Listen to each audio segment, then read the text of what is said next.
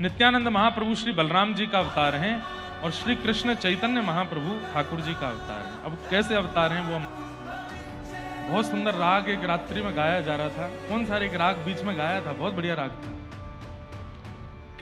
किरवानी नहीं, चारुकेशी, चारुकेशी विरह का राग। जब वो गाया जा रहा था ना, तो मेरे मन में चैतन्य चरित्र ही चल रहा था। बहुत अच्छा। आइए चलते हैं निकुंज में। बहुत ध्यानपूर्वक बैठिएगा बंधुओं। जैसे वृंदावन में 5000 वर्ष पहले ठाकुर जी ने लीला की, वैसी लीला नित्य ठाकुर जी की श्री गोलोक धाम में चलती रहती, अब भी चल रही है। आज भी कोई ना कोई लीला ठाकुर जी कर रहे हैं और वृंदावन में बैठ करके साधना करने वाले, मानसी करने वाले लोगों को उस लीला का अनुभव होता है।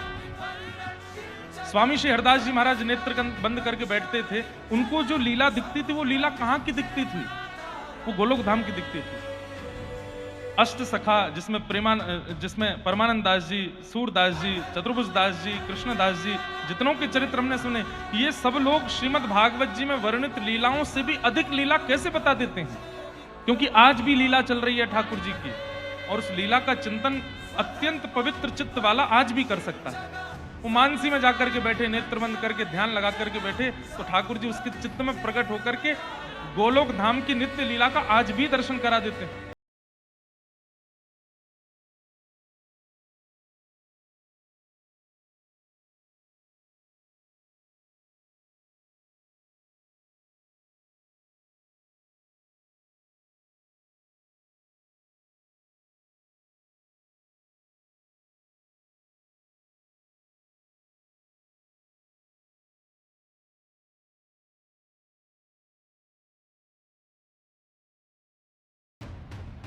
आपके मुखमंडल को देख करके ऐसा क्यों लगता है कि आप किसी चिंता में हैं, किसी गहन चिंतन में बैठे हैं? क्या सोच रहे हैं नाथ, क्या बात है? ठाकुर जी बोले नहीं कुछ नहीं, बस ऐसे ही। श्री राधा रानी कहती नहीं बताइए ना, क्या बात है, किस चिंतन में बैठे हो आप? ठाकुर जी कहते हैं, प्रियाजू, कभी कभी वैसे मैं बहुत प्रसन्न रहता हूं, मुझे मेरी प्रसन्नता में कोई कमी नहीं आती, लेकिन कभी कभी मैं बहुत गहरे चिंतन में चला जाता हूं। क्यों? व्रज में मैंने जन्म लिया, ब्रजवासियों के बीच में मैं पला बड़ा, इतना प्रेम ब्रजवासियों ने मुझको दिया, और मैं परसों की बात कह के झूठ बोल करके व्रज से चला गया कि मैं परसों आ जाऊंगा।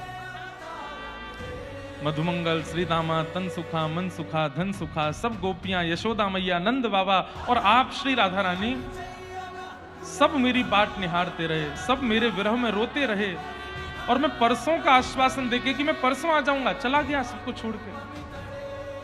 कभी कभी मुझे बहुत पीड़ा होती है कि मैंने अत्यंत प्रेम करने वाले ब्रजवासियों को कितनी पीड़ा दी। जब मुझे वर्षों तक आना ही नहीं था, तो मुझे ये कह के नहीं जाना चाहिए था कि मैं परसों आ जाऊंगा। श्यामाजू, आपके नेत्रों के अश्रुबिंद, यशोदा मैया के नेत्रों के अश्रुबिंद, मधुमंगल, श्रीदामा, मेरे सब सखाओं के नेत्रों के अश्रुबिंद, व्रज की गैयाओं के नेत्रों के अश्रुबिंद, ये सारे अश्रुबिंद मेरे ऊपर बहुत भार बन के कभी कभी आ जाते हैं, और मैं उस समय केवल एक ही बात चिंतन करता हूं कि कैसे इस भार से निकलूं। मैं ऐसा क्या करूं जिससे इन ब्रजवासियों के विरह का मैं कुछ तो परिणाम ला सकूं। मुझे बहुत शर्म आती है, बहुत रोना आता है, अपने ऊपर बहुत ग्लानि होती है कि मैंने ऐसा क्यों किया, मैंने क्यों रुलाया इन ब्रजवासियों को।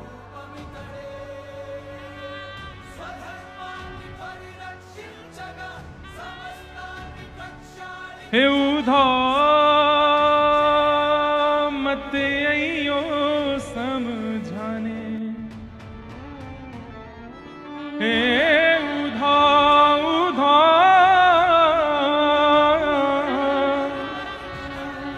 मत अइयो समझाने, जाके कांटा लगे सो ही जाने।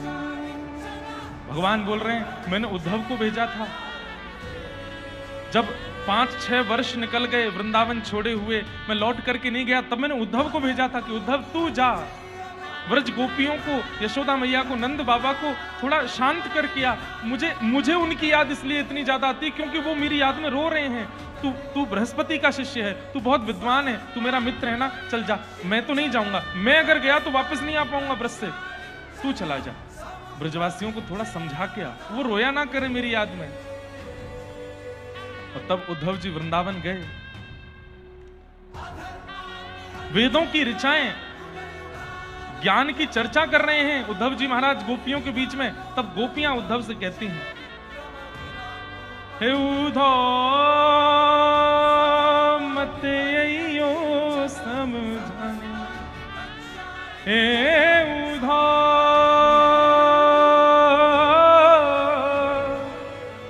मत अइयो समझाने, जाके कांटा लगे सो ही जाने, जाके कांटा लगे सो ही जाने। जाए बसे हैं दूर बिरज से, भेजते हैं संदेशा, हम गोपीत राह तकत हैं, रूप हो गया कैसा। अरे उद्धव, हमने प्रेम में क्या कमी छोड़ी थी? श्री कृष्ण को जो प्रिय लगे सब वही क्रिया की। कृष्ण तन कृष्ण मन कृष्ण ही हमारो धन, आठों याम उदों में कृष्ण सो ही काम है। पूरे व्रजमंडल ने 11 वर्ष 56 दिन अपने मन की कोई कार्य नहीं किए हैं, सब कृष्ण के मन से चले हैं। केवल अकेली यशोदा की बात नहीं है, पूरे व्रजमंडल की गोपियां वो वस्त्र भी वही पहनती हैं जो कृष्ण को प्रिय लगता है, वो केश भी वैसे काटती हैं जो कृष्ण को प्रिय लगे, वो दूध मक्खन दही भी इसलिए निकालती हैं कृष्णा के चोरी करे। जब खबर फैलती है ना कि आज उस गोपी के यहाँ ठाकुर जी ने चोरी की, तो अन्य गोपियां बड़ी ईर्ष्या करती हैं, हमारे मक्खन में स्वाद कम था क्या, यहाँ क्यों नहीं आए। अपनी गायों को अच्छा चारा पवाती हैं ताकि अच्छा दूध आवे, खूब बढ़िया दूध निकाल के मक्खन दही जमा के धरेंगी, ऐसी सुगंधी आवे कन्हैया कल हमारे घर आवे। ये उल्हाने तो सब बहाने हैं, मैया से जाके शिकायत करना और कृष्ण की बुरी बुरी बातें। बिन कान्हा जब मन ना ही माना, इन आंखों से आज हमने ब्रह्म पहचाना।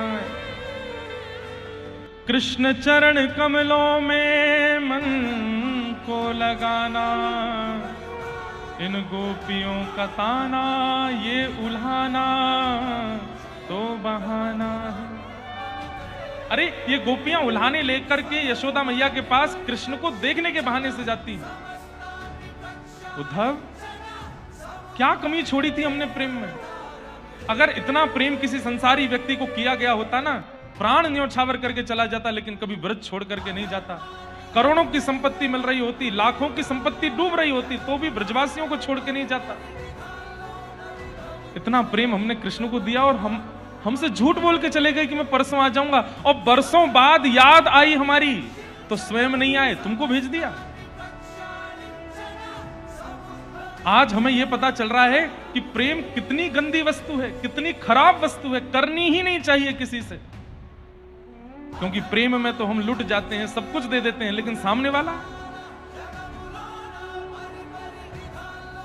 जाए बसे हैं दूर बिरज से, भेजते हैं संदेशा, हम गोपीत राह तकत हैं, रूप हो गया कैसा।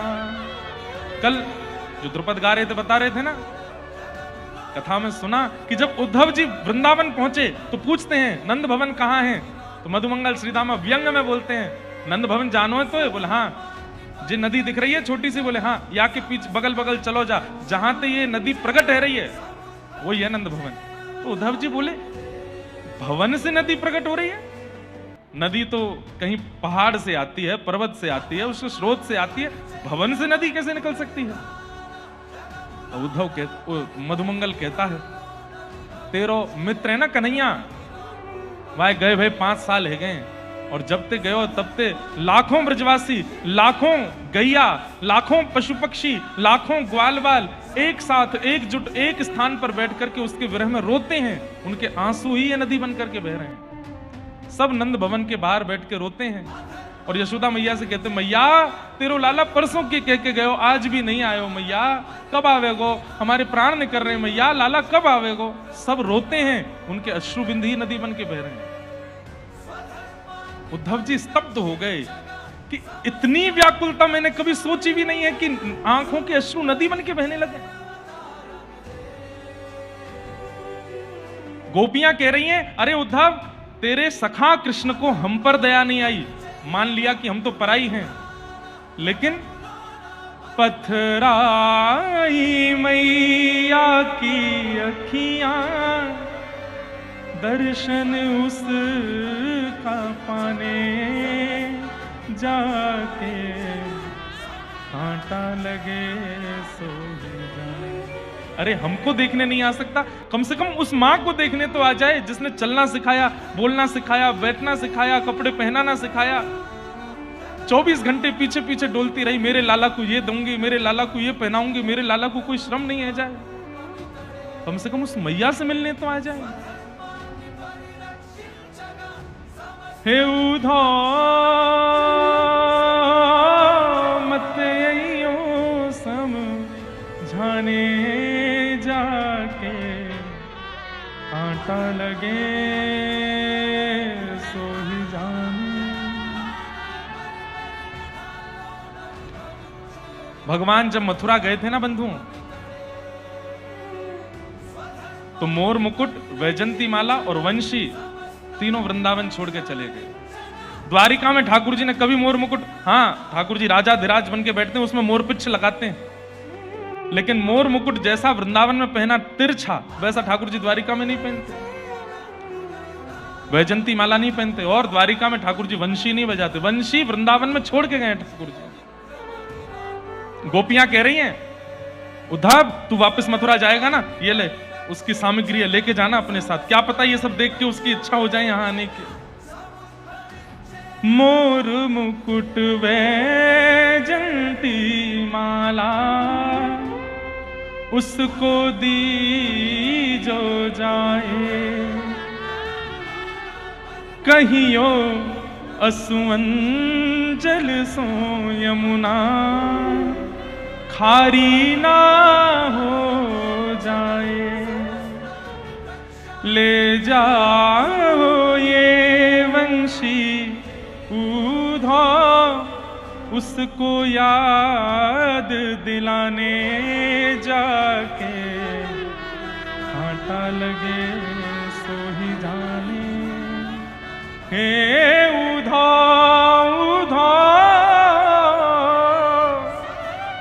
मत अइयो समझाने जाके, कांटा लगे सो ही जाने। लौट जाओ। उद्धव भगवान से कह के गए थे कि मैं शाम को आ जाऊंगा। ठाकुर जी छत पर खड़े होकर के वृंदावन की ओर देख रहे हैं और बार बार कभी इधर जाते उद्धव आ रहा होगा, उद्धव आ रहा होगा।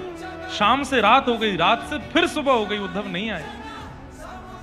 ठाकुर जी जल्दी से स्नान करके तैयार होकर फिर से छत पे आके खड़े हो गए, उद्धव आ रहा होगा। नीचे द्वारपाल से कहते हैं, देखना वृंदावन के मार्ग पर देखो कोई रथ दिख रहा है क्या?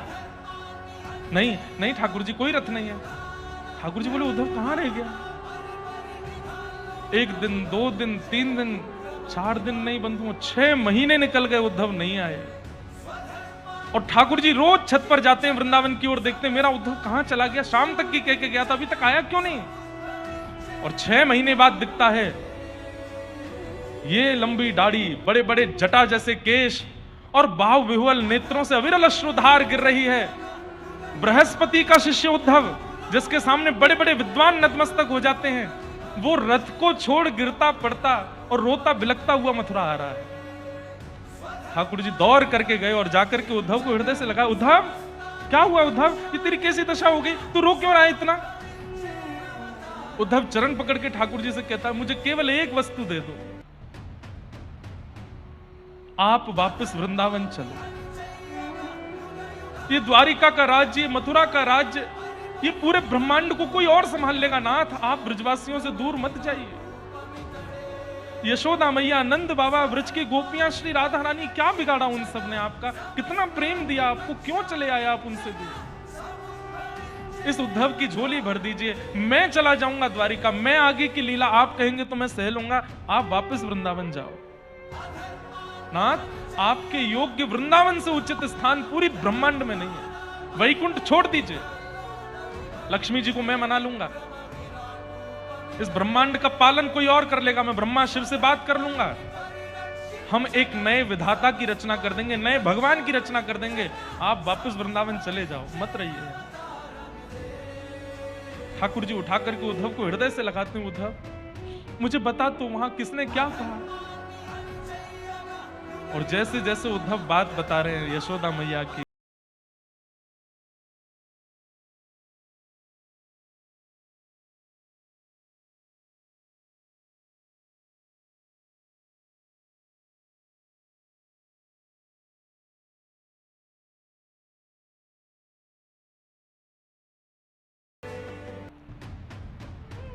लेकिन परमात्मा का आविर्भाव इस संसार में सबके लिए होता है, जगत कल्याण के लिए होता है, मैं पक्षधर कैसे बनूं? नहीं गए ठाकुर जी, और बल्कि रण छोड़ करके द्वारिका चले गए, और दूर चले गए व्रज से, और वहां जाकर के लीलाएं की, ब्याह आदि किए, महाभारत का युद्ध आदि करा करके लीला पूरी करके ठाकुर जी प्रस्थान कर गए। अब गोलोक धाम में श्री जी के साथ तो नित्य ठाकुर जी रहते हैं, आज ठाकुर जी वही चिंता कर रहे हैं कि हे किशोरी जी, मुझे बहुत चिंता होती है और मुझे ऐसा लगता है मेरे ऊपर बहुत बड़ा भार है ब्रजवासियों का, मेरे ऊपर इतना बड़ा ऋण है आपका, यशोदा मैया का, नंद बाबा का, ब्रजवासियों का, मैं उस ऋण से कैसे उऋण हूं? किशोरी जी बोली, ये सब कैसा चिंतन कर रहे हैं आप? इसकी आवश्यकता नहीं है। अरे वो लीला थी, पूरी हो गई, अब लीला विश्राम के बाद आप गोलोक धाम में है ना? बोले गोलोक धाम में सब ब्रजवासी आपके आसपास हैं। बोले ये बात नहीं, मुझे पृथ्वी पर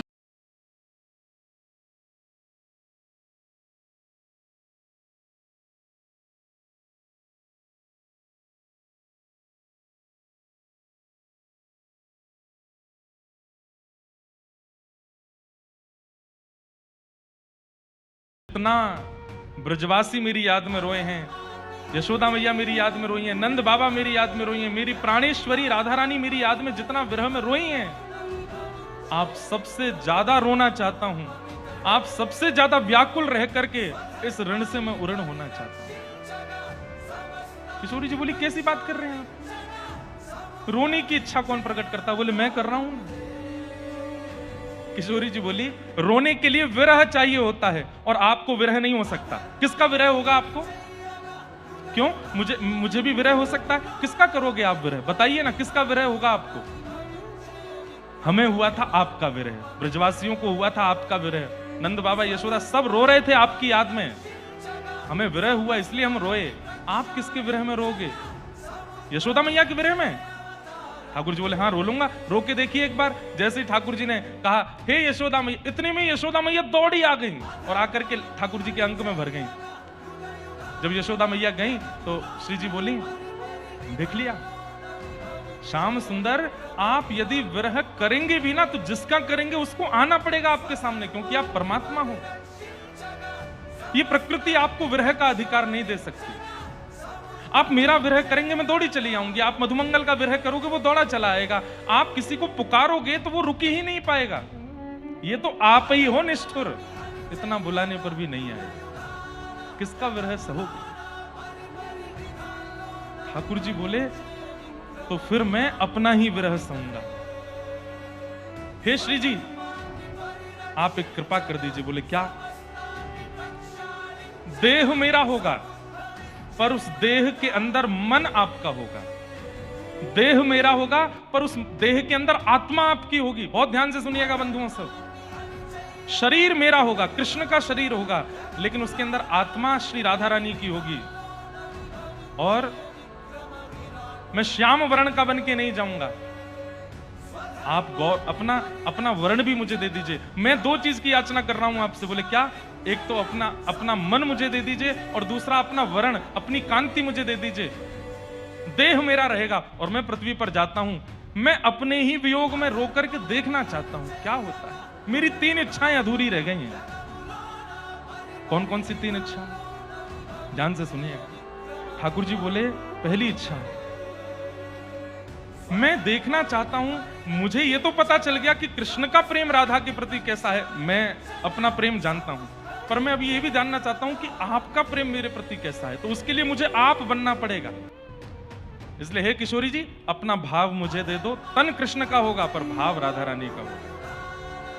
पहली इच्छा, मैं आपका प्रेम परखना चाहता हूं कि मेरे प्रति आपका प्रेम कैसा है। दूसरी बात, मैं अपनी रूप माधुरी का स्वयं आस्वादन करना चाहता हूं। मैंने देखा जब मैं गैया चराने निकलता तो गोपियों की स्थिति ऐसी हो जाती, बाल बाल सब व्याकुल हो जाते। अरे गायों के थन से बिना हाथ लगाए दूध निकलने लगता। ऐसा क्या है मेरे रूप में जो सब इतने मोहित हो जाते हैं?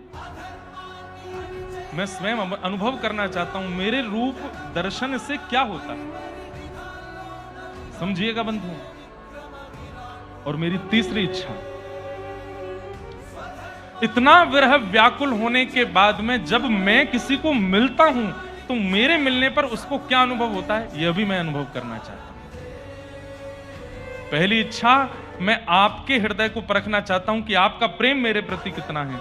दूसरी इच्छा, मैं अपने रूप का आस्वादन करना चाहता हूं। और तीसरी इच्छा, मेरी प्राप्ति होने पर किस सुख की अनुभूति होती है, मैं उस सुख का अनुभव करना चाहता हूं। इसलिए हे किशोरी जी, तन मेरा, भाव और रंग आपका, ये 3 मिश्रण के साथ में पुनः अवतार लेने के लिए जा रहा हूं पृथ्वी पर। राधा कृष्ण मिलित अवतार होगा जहां तन कृष्ण का होगा और मन राधा का होगा। मैं देखना चाहता हूं कि मेरे विरह में व्याकुलता होती कैसी है। बंधुओं, इस भाव पर मैंने एक पद लिखा है, ध्यान से सुनिएगा। किशोरी जी से याचना कर रहे हैं ठाकुर जी। प्यारी मोहे अपनों ही कर लीजे, प्यारी मोहे अपनों ही कर, प्यारी मोहे अपनों ही कर लीजे। सब गाओ।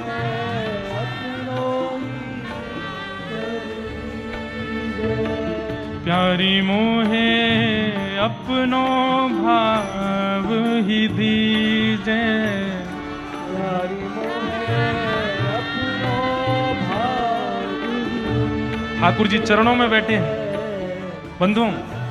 तो ठाकुर जी चरण पकड़ करके किशोरी जी से कह रहे हैं कि हे किशोरी जी, मैं जाऊंगा तो कृष्ण ही, पर मेरी आत्मा आपकी होगी।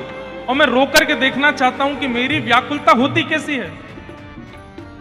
ठाकुर जी, किशोरी जी व्यंग में हंसी और हंस करके क्या बोली पता है? सह नहीं पाओगे। क्यों? बोले मुझसे पूछिए ना।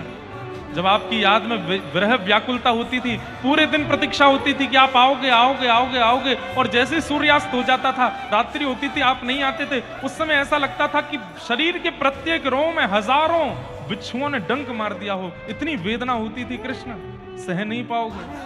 ठाकुर जी बोले मैं सब सहूंगा, मुझे सह करके देखना है कि मेरा विरह होता कैसा है, मेरी याद में तड़पन होती कैसी है, मुझे देखना है। प्यारी मोहे अपनो भाव ही दीजे, प्यारी मोहे अपनो भाव,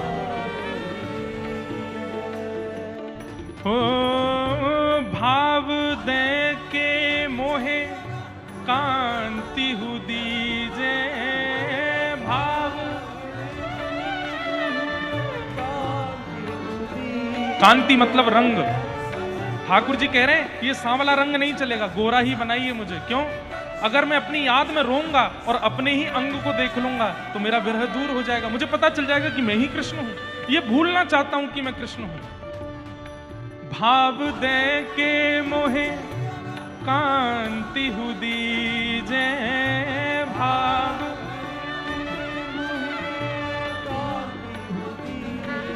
हो अपनों सो कर दीजे।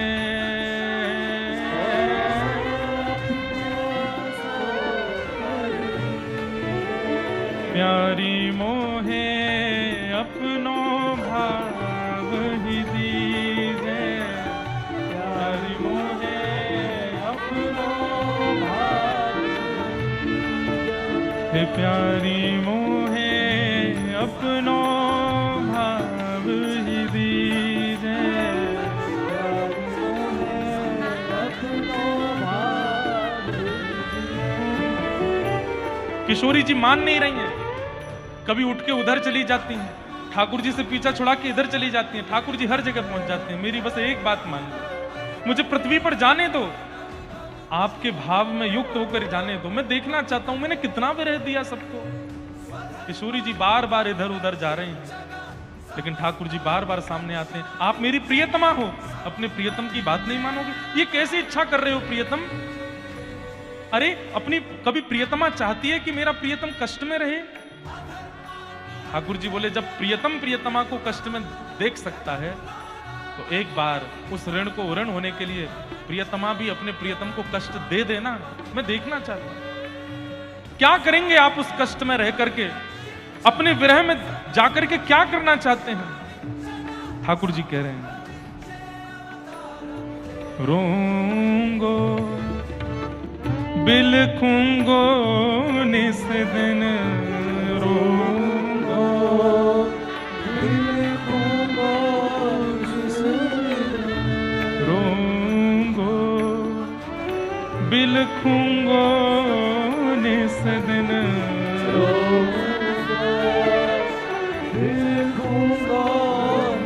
और श्री राधा कृष्ण रटूंगो, ओ राधा श्री राधा कृष्ण रटूंगो,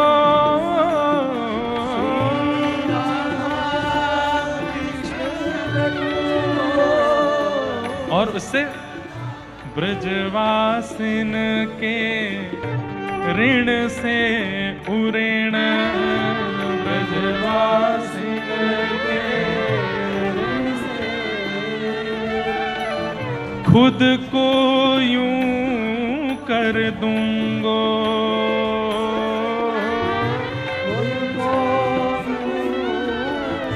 ठाकुर जी कह रहे हैं रोऊंगो, मैं रोऊंगा, बिलखूंगा निस दिन, और बस घूमता फिरता राधा कृष्ण रटूंगा।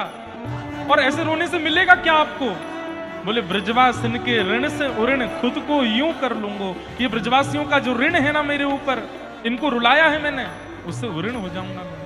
श्री राधे मोहे अपनो भाव ही दीजे, राधे मोहे अपनो भाव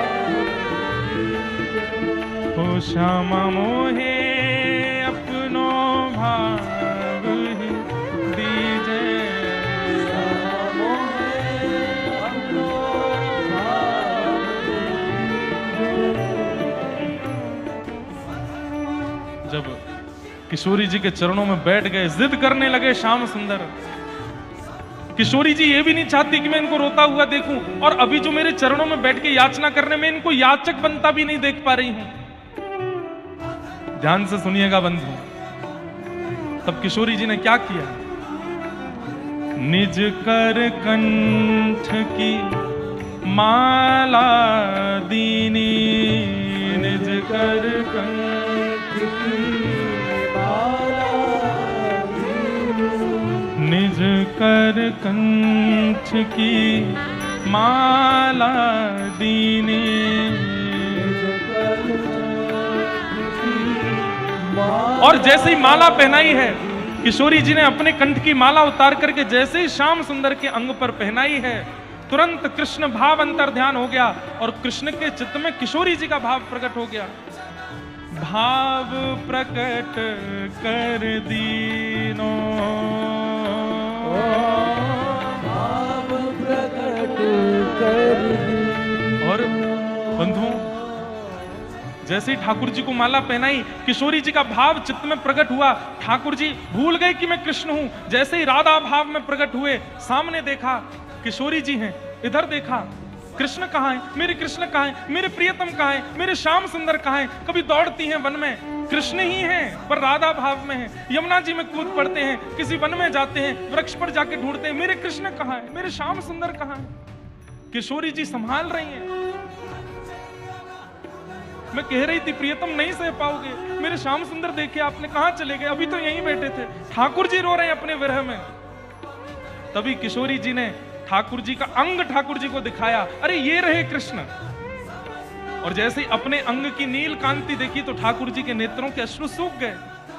श्यामाजू, ये आपने कहा कियो, मेरो अंग मुकु दिखा दियो, विरह तो नष्ट है गयो। ऐसा मत करो, आपने भाव दियो है, अंग की कांति भी अपनी दीजिए मुझको, क्योंकि जब जब ये शाम अंग मुकु दिखेगा, विरह नहीं कर पाऊंगा मैं। तब रोते हुए किशोरी जी, हाथ कांप रहे हैं, इच्छा नहीं है, लेकिन क्या करूं, श्याम सुंदर इतनी जिद पर अड़े हैं। तब शीश उठाए दई जब चूनर,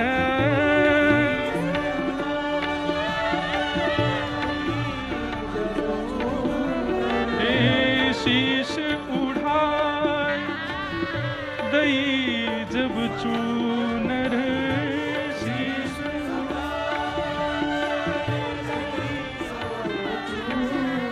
तब श्याम गौर कर दीनो, श्याम और अब पहले तो भाव आया था, लेकिन अंग की कांति देख करके भाव चला गया था। लेकिन जैसे ही किशोरी जी ने अपनी चुनरी उतार के ठाकुर जी को पहनाई तो श्याम वर्ण अंतर ध्यान हो गया, गौर वर्ण के ठाकुर जी हो गए। और अब जब विरह में आए हैं, मेरे श्याम सुंदर कहाँ हैं, मेरे प्रियतम कहाँ हैं, मेरे लाल जी कहाँ हैं, मेरे कन्हैया कहाँ हैं। किशोरी जी ठाकुर जी को समझा रही हैं, श्याम सुंदर आ जाएंगे।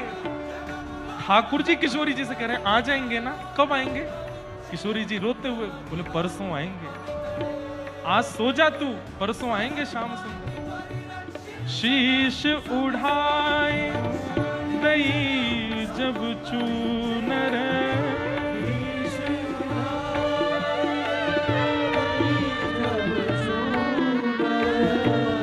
श्याम गौर कर दीनो, श्याम गौर कर दीनो। श्री राधे मोहे अपनो भाव दीजे, राधे मोहे श्री राधे मोहे अपनो भाव दीजे, राधे मोहे अपनो रोऊंगो बिलखूंगो निस दिन, रोऊंगो बिलखूंगो निस दिन, और राधे श्याम रटूंगो, ओ राधे श्याम रटूंगो। श्री राधे मोहे अपनो ही कर लीजो, श्री राधे मोहे अपनो ही कर लीजो, श्री राधे मोहे अपनो भाव दीजो, श्री राधे मोहे अपनो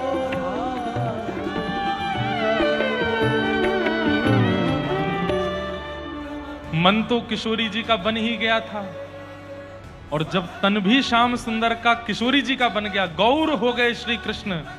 जो श्याम सुंदर थे आज गौर सुंदर हो गए और निकुंज में वही रूप श्री गौरांग महाप्रभु चैतन्य महाप्रभु के रूप में प्रकट हो गए ठाकुर जी। श्री राधा कृष्ण मिलित स्वरूप है चैतन्य महाप्रभु। ठाकुर जी ने उस स्वरूप को अंतर ध्यान कर दिया, पुनः श्याम सुंदर बन गए और हंसने लगे। किशोरी जी बोली मैं मना कर रही हूं मत करिए। नहीं, अब बस ये माला और चुनरी मिल गई है, अब बस समय की प्रतीक्षा है। जिस समय लगेगा कि पृथ्वी पर अब जाना है मुझे, मैं ये माला चुनरी धारण करके गौर श्याम बन करके जाऊंगा पृथ्वी पर और रोऊंगा। किशोरी जी ढूंढती हैं रोज, कहां रख दी है माला, कहां रख दी है चुनरी, मैं उसको कहीं छिपा दूं, लेकिन श्याम सुंदर ने ऐसी जगह छिपा के रखा किशोरी जी को मिला ही नहीं।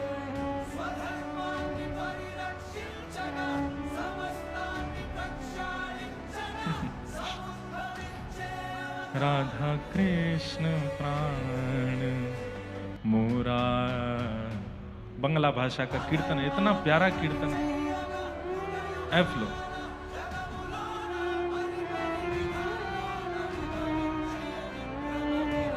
कभी कभी मन होता है कि श्री पांडुरंग विठल भगवान ने पुरंदर दास को एक नियम दिया था।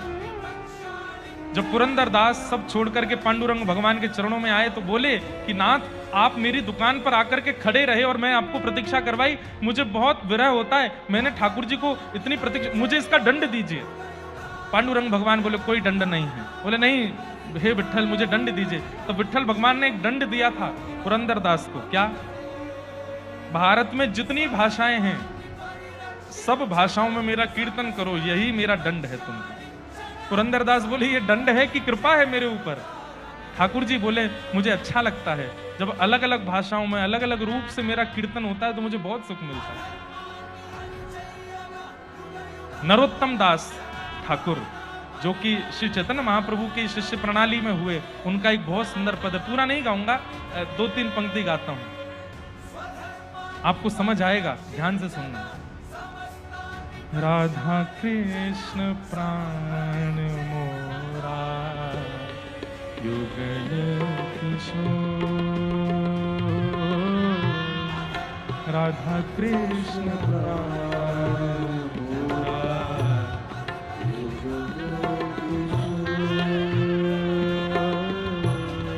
राधा कृष्ण प्राण मोरा युगल किशोर,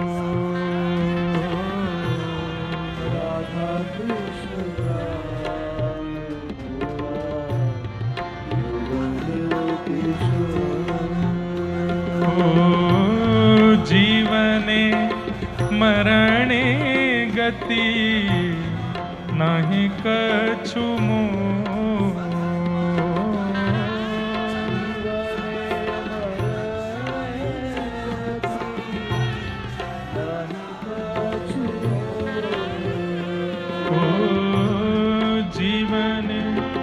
मरणे गति नहीं कछु मोह,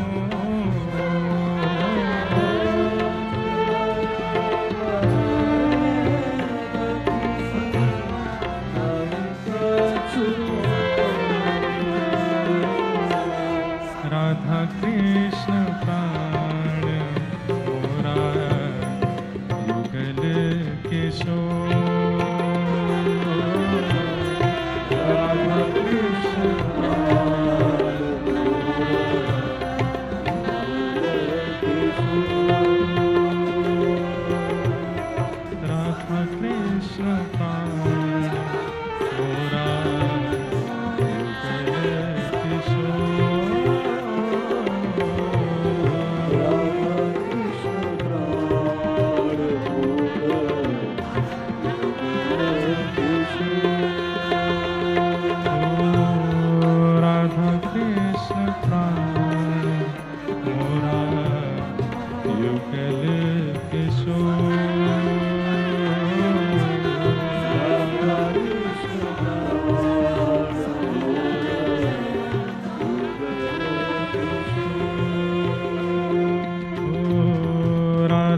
कृष्ण प्राण मोरा युगल किशोर।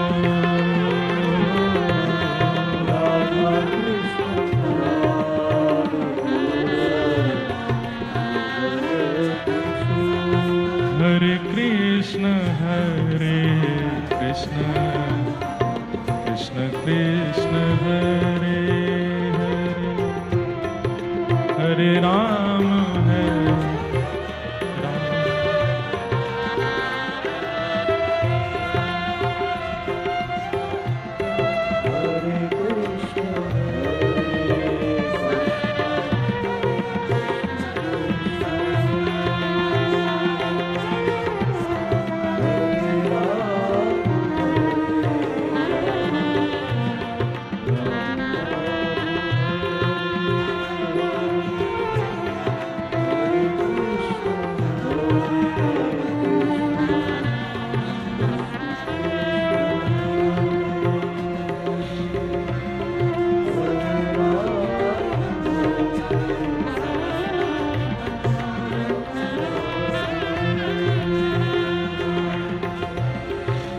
हरे कृष्ण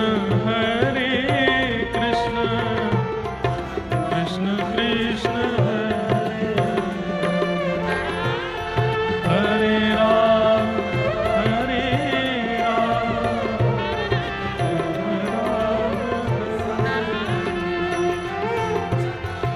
हरे कृष्ण कृष्ण कृष्ण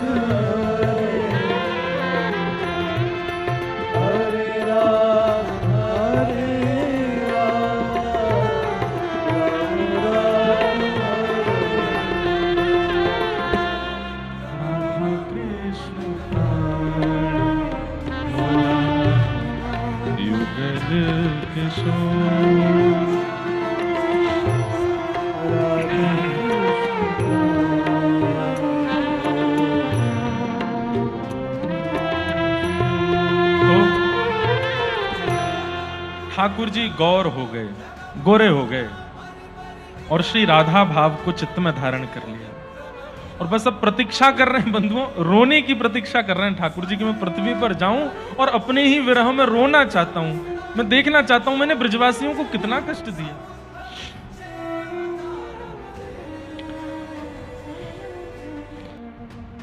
कभी कभी मन में भाव आता है कि जगन्नाथपुरी में ठाकुर जी पिघले हुए हैं, आंखें पिघल गई, नाक पिघल गई, मुख पिघल गया, ऐसे भुजा पसार के खड़े थे ठाकुर जी की, कोई ब्रजवासियों को ले आओ मेरे हृदय से लगा दो, तो भुजा पिघल गई। जगन्नाथ का रूप प्रेम विगलित स्वरूप है, वो कितना प्रेम करते हैं, इतना कोई प्रेम कर सकता है क्या संसार में? कोई नहीं। इसलिए सूरदास जी कहते हैं बिन गोपाल कोऊ नहीं अपनो जासों कीरत रही हैं। अरे संसार के लोगों से प्रेम करके अपना समय व्यर्थ कर रहे हैं हम, संसार के लोगों में अपना इन्वेस्टमेंट करके अपना समय भी बर्बाद कर रहे हैं, अपने भावों को भी नष्ट कर रहे हैं, और फिर सामने से जब हृदय तोड़ दिया जाता है तो बिखर और जाते हैं, फिर वो प्रेम करने लायक रह नहीं पाते। हम करिए ही मत ना उनसे करो जो कभी हृदय तोड़ते नहीं, और वो केवल श्याम सुंदर। ब्रजवासियों का हृदय तोड़ा नहीं था ठाकुर जी, मजबूरी में गए हैं ब्रज से। अगर ठाकुर जी केवल ब्रज में रह गए होते ना तो कलिकाल जितना भयानक आज है 2000 साल पहले इतना भयानक हो चुका होता। क्यों? ये बहुत कुछ जो बचा हुआ है, ये महाभारत युद्ध के मध्य में जो गीता का ज्ञान ठाकुर जी ने दिया उससे बचा है कि आज अभी भी कलिकाल में इतनी घनघोर परिस्थिति नहीं आई है। क्यों? क्योंकि लोग गीता का आश्रय लेते हैं, ठाकुर जी की उस मधुर ज्ञान की वाणी को सुनकर के अपना जीवन संभाल रहे हैं। आप लोग कहेंगे वो गीता का ज्ञान ब्रज में भी दे सकते थे ना, ब्रज प्रेम की नगरी है, वहां ज्ञान प्रकट नहीं होता। वहां ज्ञान देते भी ना ठाकुर जी तो मधुमंगल श्रीदामा ठाकुर जी तो कहते चल हमें बावड़ो मत बनावे, खड़ो है करके बोल लो ये यथामाम प्रपद्यन्ते तामस तथैव भजामि, चल बन जा घोड़ा, तू पर सवारी करेंगे हम। ये ब्रजवासी प्रेम की भूमि है, प्रेमी है सारे ब्रजवासी, इनके सामने ज्ञान क्या दूंगा मैं। और दूसरी बात, ठाकुर जी ने मन में विचार किया कि जो व्रज का प्रेम है इसका अधिकार सबको नहीं होगा, कालांतर में लोग तर्क कुतर्क वितर्क वाले होंगे, उनके लिए मुझे ज्ञान देना पड़ेगा और उसके लिए व्रज का त्याग करना आवश्यक है। इसलिए ठाकुर जी मथुरा गए, द्वारिका गए, ऐश्वर्य लीला की और वहां महाभारत युद्ध करा करके ऐसा अद्भुत ज्ञान दिया। ठाकुर जी भले ही स्वयं विरह में थे। और एक बात बोलूं, एक बात बहुत ध्यान से सुनिएगा, व्यक्ति के मुख से शब्द ऐसे निकले जिससे सामने वाला झंकृत हो जाए, झकझोर जाए, समझ जाना जो बोल रहा है ना वो विरह में है। गीता ने कितनों को झकझोर दिया, क्यों? क्योंकि कृष्ण विरह में है। ब्रजवासियों को छोड़ करके आए। लेकिन आज ठाकुर जी भरपाई करना चाहते हैं, वापस ब्रज जाना चाहते हैं।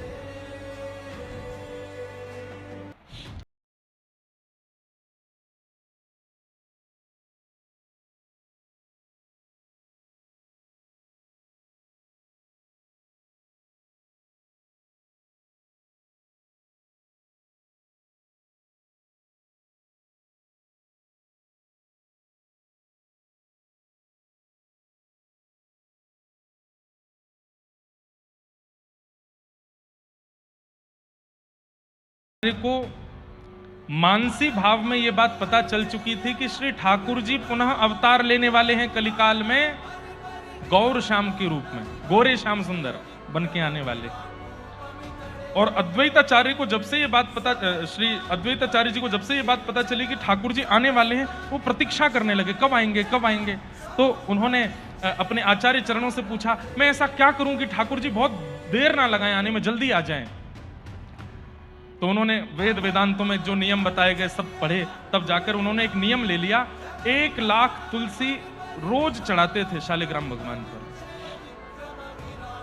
और 1 लाख तुलसी शालिग्राम भगवान पर चढ़ा करके उन तुलसियों को मायापुर में गंगा जी बहती हैं, उन गंगा जी में अर्पित करते 1-1 तुलसी। और क्या कहते, हे गंगा मैया मेरी तुलसी लेकर के आप समुद्र देवता के पास जाना, और फिर समुद्र देवता से कहना कि समुद्र देवता इन तुलसियों को लेकर क्षीर सागर के पास जाएंगे, और क्षीर सागर में भगवान नारायण पौड़े हैं, और उनको जाकर के इन तुलसियों में मैंने कुछ लिख करके भेजा है, वो उनको बता देना, उनको कह देना अद्वैताचार्य उनकी प्रतीक्षा कर रहा है, वो कब आएंगे, वो गौर श्याम बन के आने वाले हैं, कब आएंगे।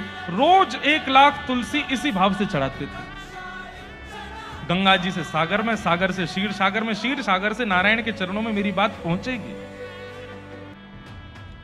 कहते हैं कि अद्वैताचार्य कभी कभी इतने विरह व्याकुल होते थे कि वेदना में जब चिल्लाते थे, हे श्याम सुंदर कब आएंगे आप, और रोने लगते थे, बिलखने लगते थे, तो गोलोक धाम में प्रिया प्रियतम जिस सिंहासन पर बैठे होते थे वो सिंहासन हिलने लगता था। तब प्रिया जी कहती, किशोरी जी श्याम सुंदर पृथ्वी पे भूकंप आवे ये तो हमने सुनी है, जे गोलोक धाम में भूकंप कब त्यान लगे, ये हमारो सिंहासन का ही कोई हिल्लो है।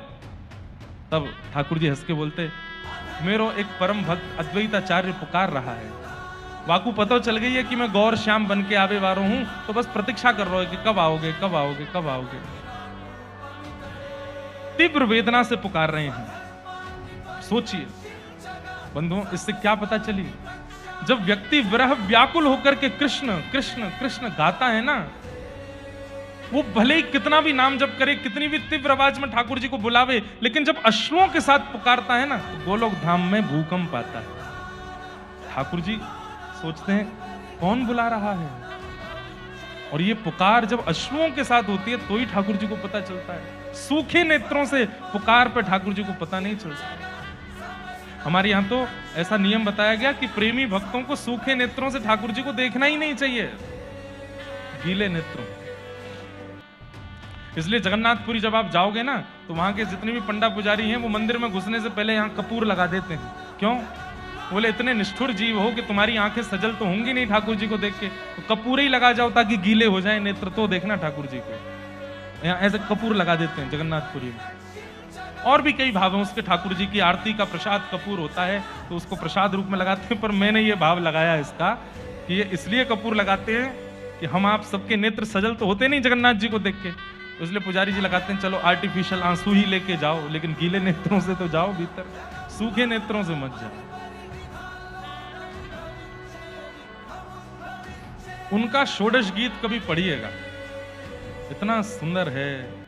उसमें 16 गीत हैं।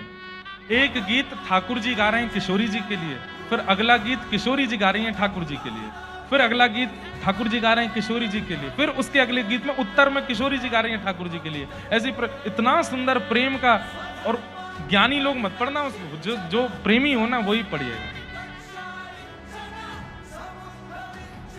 उसका एक बहुत सुंदर पद मैं गाता हूं कभी कभी। किशोरी जी गा रही हैं ठाकुर जी के लिए, हो तो दासी नित्य तिहारी, हो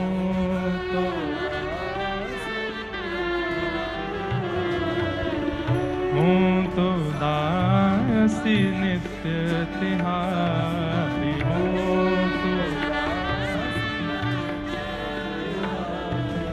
हूँ तो दासी नित्य तिहारी हूँ।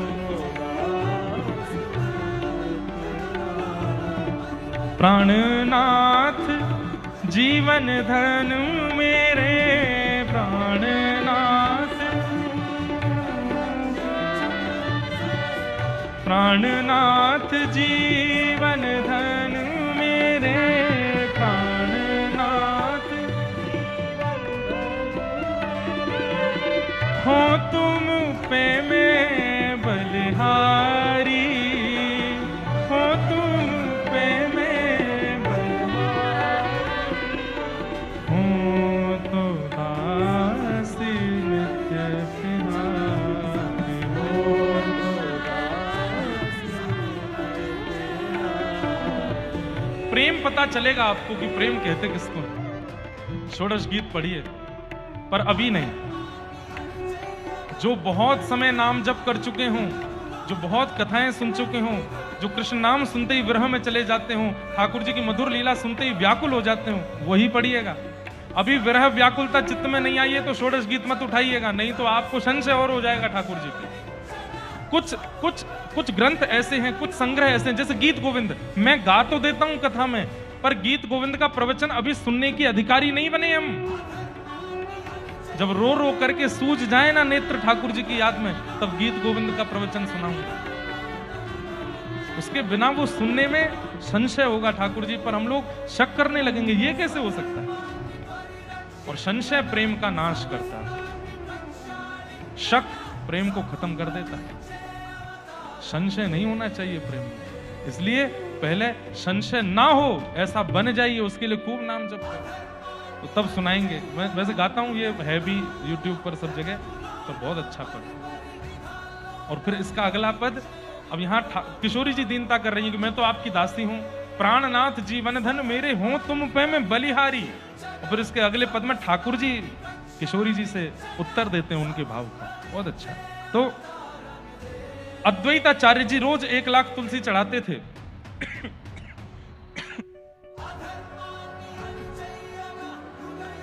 और वो 1 लाख तुलसियां गंगा जी से होते हुए समुद्र में जाती, समुद्र से क्षीर सागर में जाती, क्षीर सागर से गोलोक धाम ठाकुर जी पर संदेश पहुंचता। ठाकुर जी कहते हे श्री जी, अब समय दूर नहीं है, बस मैं प्रतीक्षा कर रहा हूं मुझे योग्य माता पिता कहीं मिल जाएं और मैं गौर श्याम बनकर के पृथ्वी पर जाऊं। और तभी गौड़ देश बंगाल में एक सुंदर नगर है, उसका नाम है मायापुर। महाराज जी हमारे कभी कभी दत्त धाम के सब लोगों को लेकर भ्रमण पर निकलते हैं। मेरी प्रार्थना है एक बार मायापुर जरूर जाएं। और मायापुर में भी नदी के इस तरफ तो थोड़ा आधुनिक है, नदी के उस तरफ जो चैतन्य महाप्रभु की मूल जन्मस्थली है, दत्त धाम जैसा ही है बिल्कुल। मैं गया नहीं हूं, मैंने चित्रों में देखा, मुझे मेरी कथा है अगले वर्ष संभवतः वहां। इतना अद्भुत है स्थान। तो मायापुर में एक जगन्नाथ मिश्र नाम के ब्राह्मण रहते थे, उनकी पत्नी का नाम सच्ची माता। कहते हैं शास्त्र ग्रंथों में ऐसा कहा गया है कि कलयुग में नंद बाबा और यशोदा मैया ही जगन्नाथ मिश्र और सच्ची मैया के रूप में प्रकट हुए। आपके एक पुत्र हुए जिनका नाम था विश्वरूप, ये बलराम जी के अवतार थे। कालांतर में ये घर छोड़ करके चले गए। बाद में जब नित्यानंद महाप्रभु 2 अवतार लिए बलराम जी ने कलयुग में, वैसे हमारे आचार्य जो हैं श्री रामानुज आचार्य जी, वे भी श्री बलराम जी ही प्रकट हुए हैं, शेषनाग ही प्रकट हुए, लेकिन आप विश्वरूप के रूप में प्रकट हुए। लेकिन विश्वरूप जी ज्ञानी होकर के एक समय आने पर अपना गृह त्याग करके चले गए। जगन्नाथ मिश्र जी सच्ची माता अकेले हो गए। तब उन्होंने याचना की कि एक संतान और हो, लेकिन बंधुओं 8 बार सच्ची मैया गर्भवती हुई पर गर्भ टिका नहीं। और आप इतनी व्याकुल हो गई इस बात से, मैंने कौन सा अपराध कर दिया, मुझसे कौन सा ऐसा पाप हो गया है जिसके कारण बालक टिकता नहीं मेरे गर्भ में। और बंधुओं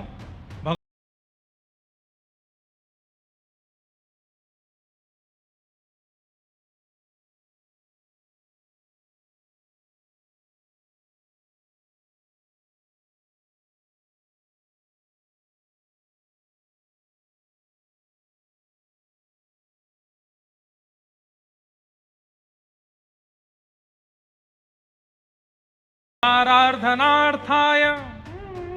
आपके सेवा के ठाकुर जी थे दामोदर भगवान, उनके सामने बैठ करके आप हाथ जोड़ के बोलती, मुझे संतान इसलिए नहीं चाहिए कि वो हमारा वंश वर्धन करे, हमारी संपत्ति का वर्धन करे। ठाकुर जी मुझे तो संतान इसलिए चाहिए वो गौ ब्राह्मण संतों की सेवा करे, आपके नाम का प्रचार करे, खूब भक्ति की लहर फैलावे, वो गृहस्थाश्रम में रहे हमारे पास, ये भी मुझे नहीं चाहिए, जहां भी रहे प्रसन्न रहे, आपका यश गावे, आपके संतों की भक्तों की गौ की व्रज की खूब सेवा करे, ऐसा बालक चाहिए नाथ, दे दीजिए ना।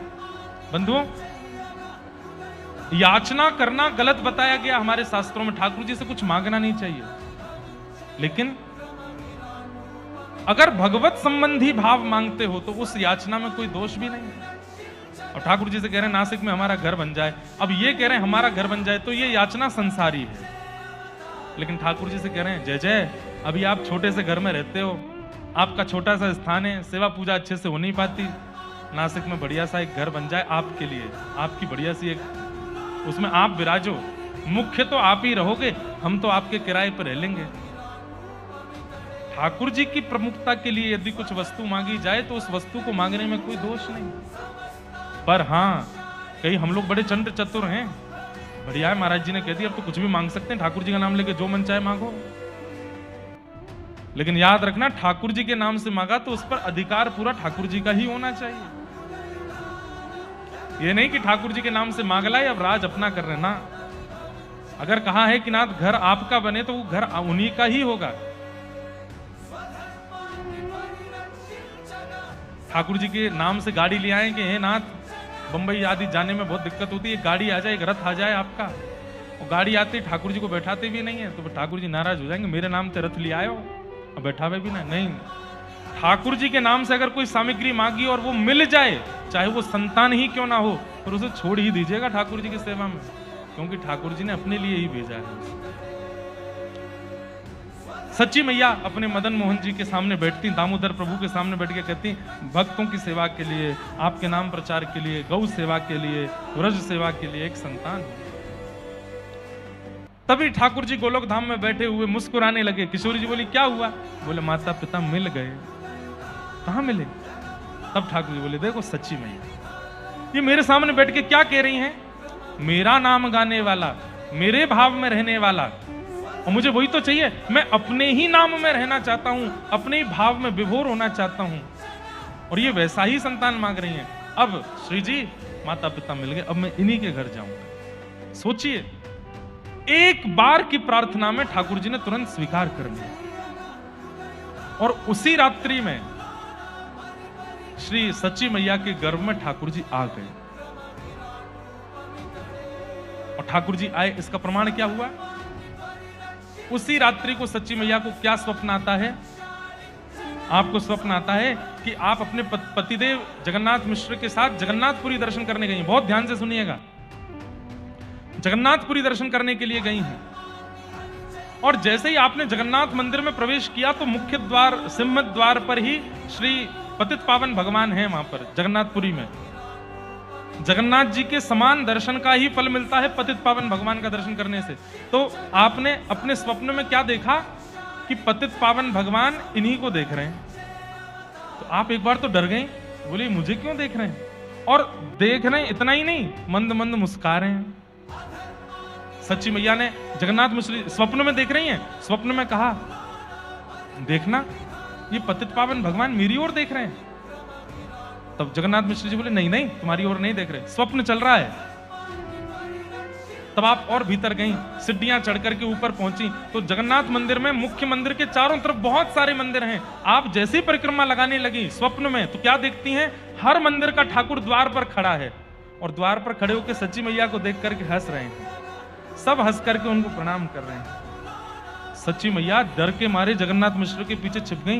ये सारे देवता मुझे प्रणाम, देखो नरसिंह भगवान खड़े, ये देखो वराह भगवान खड़े, ये विमला माता, एक जो 64 योगिनी उनमें से एक वहां पर भी हैं, विमला माता, विमला माता खड़ी, और सब देख करके हंस रहे हैं और प्रणाम कर रहे हैं। आप बड़ी डर रही हैं, ये सब मुझे प्रणाम क्यों कर रहे हैं, ये सब मुझे देख क्यों रहे हैं? क्योंकि सब जानते हैं कि गर्भ में ठाकुर जी, मैया तू बड़ी बड़भागी है, तेरे गर्भ में साक्षात प्रभु पधारे। सब जगह दर्शन करती हुई जैसे ही आप जगन्नाथ मंदिर में प्रवेश करती हैं, तो फिर वही बलराम जी देख के हंस रहे हैं, सुभद्रा जी देख के हंस रही हैं और जगन्नाथ जी भी देख करके खूब किलकिल करके हंस रहे हैं। लेकिन तभी आपको क्या अनुभव होता है कि श्री जगन्नाथ प्रभु, ध्यान से सुनिएगा, आप जब जगन्नाथ प्रभु को देखने लगी अपने स्वप्न में, तभी आपने क्या देखा कि श्री जगन्नाथ प्रभु धीरे धीरे धीरे धीरे छोटे होते चले गए। आपके जो ऐसे हाथ हैं उन भुजाओं में उंगलियां प्रकट हो गई, नीचे पैर प्रकट हो गए, जो गोल गोल मुखार बिंद वो छोटे से बालक के जैसा हो गया, छोटा सा अंग हो गया। और छोटा बालक जैसे घुटमुन चलता है, ऐसे घुटमुन जगन्नाथ प्रभु अपने ब्रह्म वेदी से उतर करके और मंदिर से बाहर निकले निकले आ रहे हैं। सची मैया थोड़ी घबरा रही हैं, ये क्या हो रहा है। बार बार जगन्नाथ मिश्र अपने पति को कह रही, ये जगन्नाथ जी मेरी तरफ क्यों आ रहे हैं, अरे तू बेमतलब में डर रही है, कुछ नहीं हो रहा। और इतने में ही वो बालक रूप धारण करके श्री जगन्नाथ जी आए और सची मैया की गोद में चढ़ गए। और ये देखते ही आपके नेत्र खुल गए, आप पसीना पसीना हो गई। आपने पूरा स्वप्न अपने पतिदेव को बताया, बोले मैंने आज स्वप्न में ये सब देखा। समझ में आई बात। संभवतः एक दिन की कथा और है, तो श्री चैतन्य महाप्रभु का विलय हम नहीं सुन पाएंगे, श्री चैतन्य महाप्रभु की अंतिम लीला हम नहीं सुन पाएंगे। बहुत बड़ी लीला है, कल भी हम आधे तक ही पहुंचेंगे, आधा भी नहीं हो पाएगा कल। लेकिन मैं पहले ही बता दूं, चैतन्य महाप्रभु लीन कैसे हुए। एक दिन विरह व्याकुल में जगन्नाथपुरी में बैठे थे और अचानक से उठ करके दौड़ने लगे। दौड़ करके सिंह द्वार पर गए हैं, सिंह द्वार से ऊपर चढ़ गए, परिक्रमा लगाई जगन्नाथ मंदिर की और सीधे जगन्नाथ मंदिर में प्रवेश किया। और प्रवेश, आपके सारे भक्त पीछे दौड़ रहे थे आपको संभालने के लिए, आपको पकड़ने के लिए। मंदिर के पुजारी, मंदिर के बड़े बड़े लोग सब आपको रोकने का प्रयास करते हैं, लेकिन आप तीव्र गति से दौड़ करके जाते हैं। गरुड़ स्तंभ के पीछे से दौड़ करके एक दौड़ी पार करके, दूसरी दौड़ी पार करके, तीसरी दौड़ी पार करके जैसे ही मुख्य गर्भगृह में प्रवेश करते हैं, मुख्य गर्भगृह के दोनों कपाट बंद हो जाते हैं। और जब सब आते हैं तब तक कपाट बंद मिलते हैं, खोल करके देखते हैं तो श्री चैतन्य महाप्रभु विलीन हो चुके थे, जगन्नाथ प्रभु में लीन हो जाते हैं। इसका मतलब क्या है, श्री जगन्नाथ जी ही सच्ची मैया के गर्भ से चैतन्य महाप्रभु के रूप में प्रकट हुए। अद्भुत लीला है। तो आपने ये स्वप्न बताया अपने पति को। जगन्नाथ मिश्र बोले, देवी तुम पूरे दिन रात इतना भजन पूजन करती रहती हो, तो स्वप्न में भी तुमको भगवान हंसते हुए ही दिखते हैं, इसमें कौन सी बड़ी बात है, छोड़ो। सच्ची मैया बोली, अच्छा।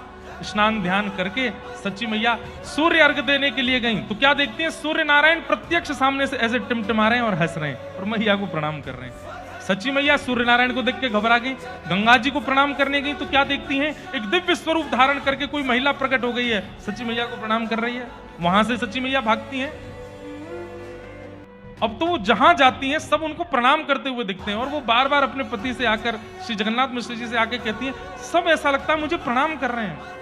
तो जगन्नाथ मिश्र जी थोड़े हंस करके बोले, हाँ बहुत बड़ी विद्वान हो गई हो आप, इसलिए हो सकता है सब आपको प्रणाम कर रहे हो। अरे मैं मजाक नहीं कर रही हूं, मुझे स्वप्न में भी यही दिखता है, प्रत्यक्ष भी यही दिखता है।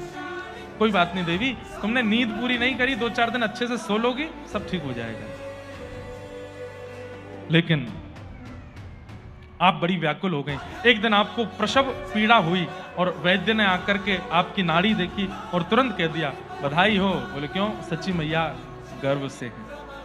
लेकिन ये बधाई सुनकर के आप प्रसन्न नहीं हो, क्योंकि पहले 8 बालक जा चुके हैं। सच्ची मैया और जगन्नाथ मिश्र बोले, देवी बहुत ध्यान रखना अपना, कहीं इस बार दिक्कत ना हो। तब सच्ची मैया बोली, मेरी एक इच्छा है, अगर आप पूरी कर सको तो। बोले क्या?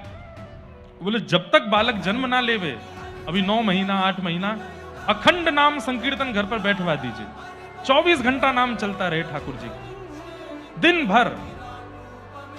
सुबह के सत्र पूरा हो और बस वो करताल मंजीरा बंद ना हो, रात्रि का समय आने पर करताल मंजीरा रखें, दूसरे लोग आके बैठें, अखंड 24 घंटा नाम कीर्तन 9-8, जब तक बालक जन्म ना ले तब तक के लिए बस इतना कर दीजिए। जगन्नाथ मिश्र बोले, इसमें कौन सी बड़ी बात है, कर देते हैं। आपने कुछ वैष्णवों को कहा और अखंड नाम संकीर्तन घर में प्रारंभ हो गया। मायापुर से थोड़ी ही दूरी पर शांतिपुर नाम का एक गांव है, जहां पर अद्वैताचार्य जो 1 लाख तुलसी रोज चढ़ाते थे, वो विराजे हुए थे। आज क्या हुआ? अद्वैताचार्य जी शालिग्राम भगवान पर 1 लाख तुलसी चढ़ाते, उसके बाद जैसे ही गंगा जी में चढ़ाने के लिए गए तो गंगा जी की धारा जा रही है इस तरफ लेकिन तुलसी जी बह रही है पिछली तरफ, जहां पर मायापुर है वहां की ओर। अद्वैताचार्य बोले ये क्या हो रहा है, ये प्रवाह से विपरीत दिशा में तुलसी क्यों जा रही है, ये अचंबा है। प्रवाह इस तरफ है तो तुलसी पीछे क्यों जा रही है। आप किनारे किनारे चलने लगे, तुलसी कहां जा रही है देखने के लिए, और चलते चलते चलते सीता शांतिपुर गांव से आप मायापुर पहुंच गए। और जैसे ही मायापुर में गंगा जी के घाट पर जाकर के आपने देखा सच्ची मैया स्नान कर रही थी, 6-7 महीने का गर्भ है, और वे समस्त 1 लाख तुलसियां सच्ची मैया के चारों तरफ इर्द गिर्द उनके गर्भ का स्पर्श कर रहे हैं।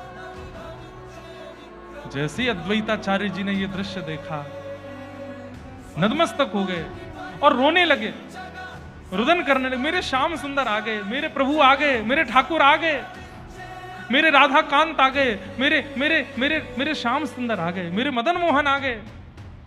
सच्ची मैया ने देखा, अभी तक तो सूरज हंस रहा था, देख करके प्रणाम कर रहा था।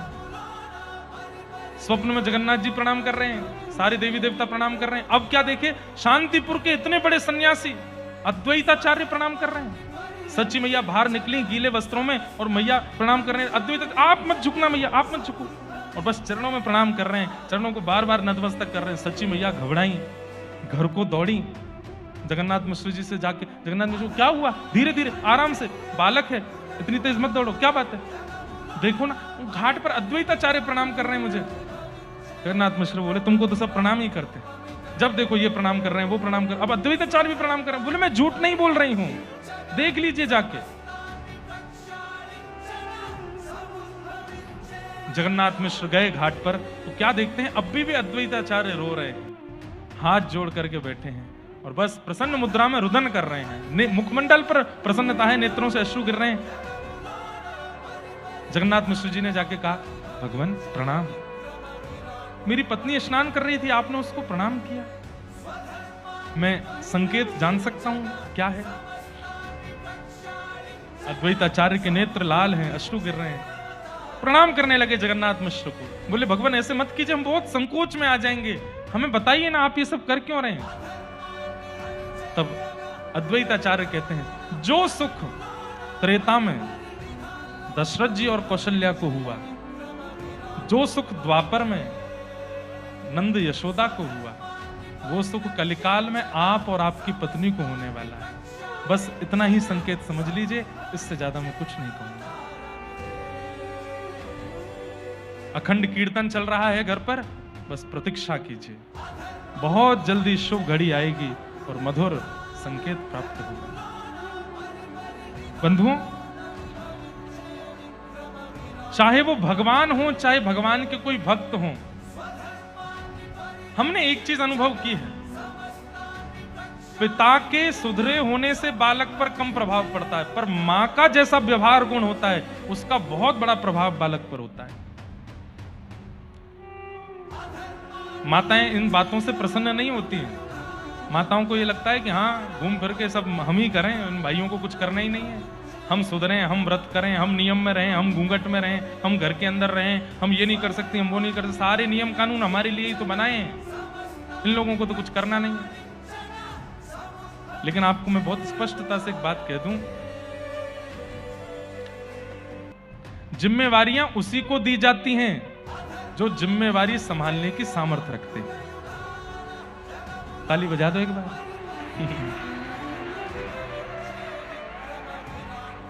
और जो गैर जिम्मेवार होता है, पता है कि इससे होगा नहीं, उसके लिए वेदों ने भी कोई नियम नहीं बताया, शास्त्रों ने भी कोई नियम नहीं बताया, आचार्यों ने भी कोई नियम नहीं बताया, पुराणों ने भी, वो तुम कुछ मत करो। बोले क्या करो, बोले जनेऊ पहनो, शालिग्राम जी की सेवा करो, 4-5 डुबकी लगाओ, नाम जप करो, बस यही करो। बाकी जितने भी नियम हैं वो सब माताओं के लिए। क्यों? जिम्मेवार। पर आजकल की माताएं इसको गलत रूप में ले जाती हैं। लड़कियों का गला घोटा जा रहा है, हमको आगे नहीं बढ़ने दिया जा रहा है, बहुत भेदभाव किया जाता है लड़कों में और लड़कियों में, ये किया जाता है। नहीं, कोई भेदभाव नहीं है। नियम और पद्धति से उसी को रहना होता है जिससे कुछ अद्भुत प्राप्त होने वाला, और जिससे कुछ प्राप्त नहीं होने वो कैसे भी रहे, कैसे पड़ा रहे, कहीं पे कोई दिक्कत ही नहीं है उससे। माताएं यदि थोड़ा संयम रख लेना गर्भ धारण के बाद, तो माता के संयम से, पिता के संयम से कुछ नहीं होगा, पिता की पाठ पूजा से भी कुछ नहीं होगा, पिता के नियम से भी कुछ नहीं होगा, पिता के विचारों से भी कुछ नहीं होगा, पर मां का विचार, मां का संयम, मां का जो कुछ भी क्रिया होगी उसका 100% प्रभाव पड़ेगा बालक के ऊपर। आप कभी भी किसी आचार्य के चरित्र को देख लीजिएगा, आद्य गुरु शंकराचार्य से लेकर के श्री दत्त प्रभु, सबकी माताओं का ही तप दिखेगा आपको, सबकी माओं ने ही तप किया। पिता के तप से कोई बालक श्रेष्ठ बना कभी सुनने में ही नहीं आया, पर माओं का तप भगवान को जन्म देता है या भगवान के अद्भुत भक्त को जन्म देता है, मां का तप। आजकल मां तप करती नहीं, वो तप हो नहीं पा रहा है उनसे। थोड़ा प्रयास कर लें और थोड़ा विचार कर लें, मेरा संयम यदि भारत का भविष्य बदल सकता है तो क्यों ना कर लूं।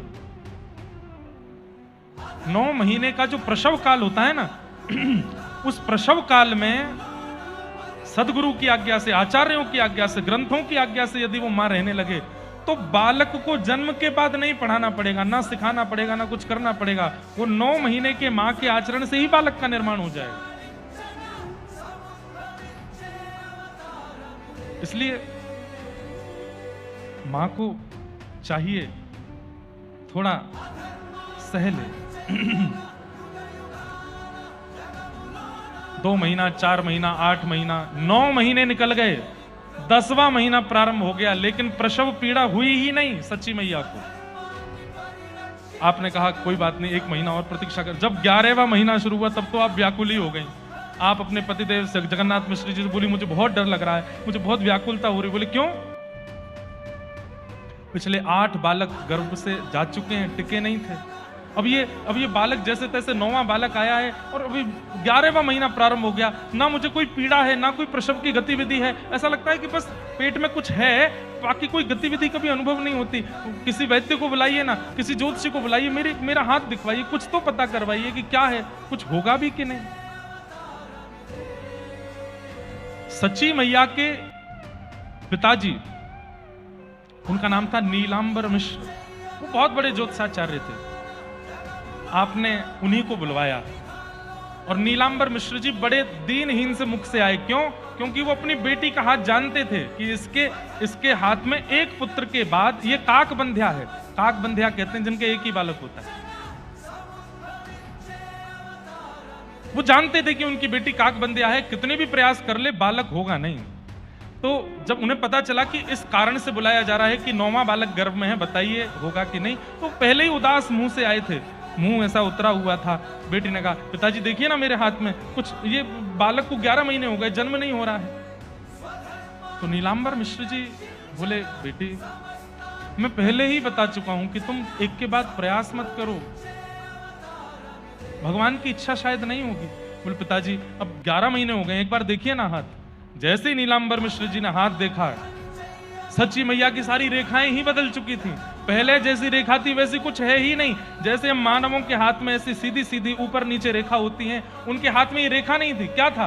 कहीं शंख बना है, कहीं चक्र बना है, कहीं कमल बना है, ऐसे ऐसे भगवान के आयुधों के चिन्ह, कहीं अंकुश बना है, वज्रांकुशध्वज सरोरुहलांचनाड्यम, कहीं ध्वजा बनी है। जैसे भगवान के चरणों के चिन्ह होते हैं, ऐसे चिन्ह सच्ची मैया के हाथ के हैं। नीलांबर मिश्र जी तो देखते रह गए। जगन्नाथ मिश्र जी ने कहा, पिताजी क्या हुआ? बोला, असंभव, मैं अपनी पुत्री का हाथ बचपन से देखता आया हूं, और ज्योतिष विद्या में जितनी भी अतिश्रेष्ठ रेखाएं होती हैं, उन अतिश्रेष्ठ रेखाओं में से कोई एक रेखा किसी व्यक्ति के हाथ में होती है, पर वो जितनी भी अतिश्रेष्ठ रेखाएं सब सची के हाथ में। बोले, प्रतीक्षा कर लो भैया, तुम्हारे घर कोई सामान्य नहीं आने वाला, बस प्रतीक्षा कर लो। ये जो भी है, बेटी बिल्कुल घबराने की आवश्यकता नहीं है, ये जो भी है अद्भुत है। नीलांबर मिश्र जी प्रणाम करने लगे। सच्ची मैया जगन्नाथ जी को देखी, बोले अब पिताजी भी प्रणाम कर रहे हैं, सूर्य चंद्रमा सब प्रणाम कर रहे हैं, अद्वैत आचार्य प्रणाम कर रहे हैं, नदी प्रणाम कर रही है, पर्वत प्रणाम कर रहे हैं, जगन्नाथ जी स्वप्न में प्रणाम कर रहे हैं, और मेरे जन्मदाता पिता भी मुझको प्रणाम कर रहे हैं। क्या हो रहा है? क्योंकि बंधुओं कहीं ना कहीं सबके चित्त में ये भाव प्रकट हो रहा है कि इनको प्रणाम कर लिया जाए। क्यों ये नहीं पता, पर हम जानते हैं क्योंकि गर्भ में ठाकुर जी, हृदय में ठाकुर जी। प्रणाम किया। 13वां महीना प्रारंभ हुआ और महीना आ गया फागुन का। होली, दसवीं निकली, एकादशी निकली, द्वादशी निकली, त्रयोदशी निकली, चतुर्दशी निकली, और जैसे ही पूर्णिमा का दिन आया,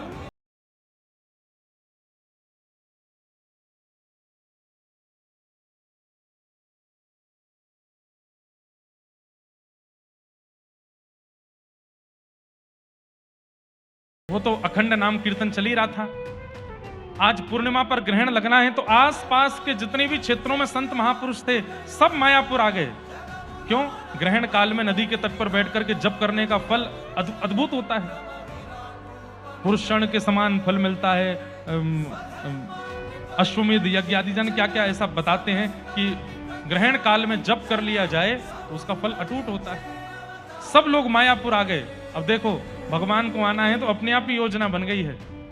सारे संत महापुरुष ऋषि सब दूर दूर से चल करके मायापुर आ गए। गंगा जी के तट पर आकर के सबने अपने अपने आसन लगा लिए। गंगा जी में स्नान किया। स्नान करके यही समय हुआ होगा 6:30 पौने 7 बजे का, जो अभी हो रहा है, बिल्कुल यही समय। और ग्रहण काल प्रारंभ हुआ। सब लोगों ने अपनी अपनी माला में हाथ दिए हैं, अपने नेत्र बंद करके अपने इष्ट को याद किया। कोई महादेव को याद कर रहा है, कोई देवी को याद कर रहा है, कोई नारायण को याद कर रहा है, कोई ब्रह्मा की उपासना कर रहा है, कोई उपासना, सब अपनी उपासनाओं में नाम जप में बैठे हैं। और जैसे ही ग्रहण काल लगा, सच्ची मैया को प्रसव पीड़ा होने लगी। गांव की माताएं दौड़ करके सच्ची मैया के घर गईं। कक्ष में जाकर के सब माताएं वहां बैठी हैं और तभी थोड़ी देर में किलकारियां होने लगी और बिल्कुल ग्रहण काल प्रारंभ होते ही गौर श्याम स्वरूप श्री चैतन्य महाप्रभु प्रकट हो गए हैं। बोलो चैतन्य महाप्रभु की।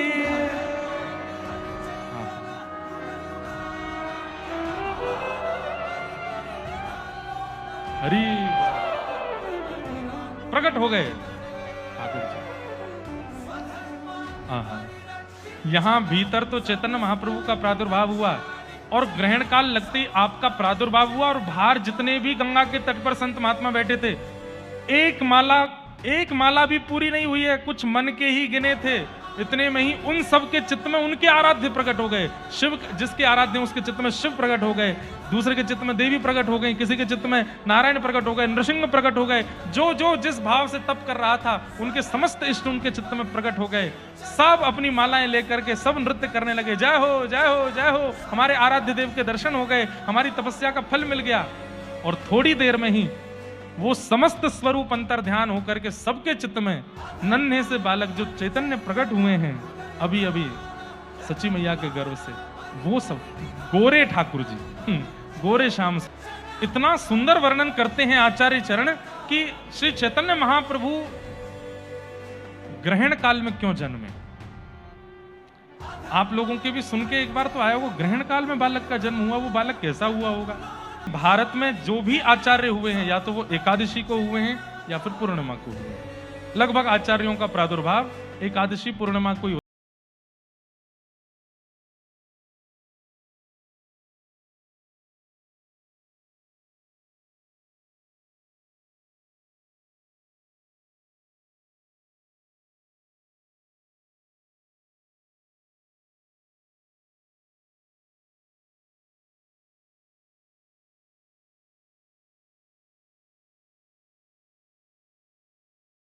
प्रकट हुए हैं।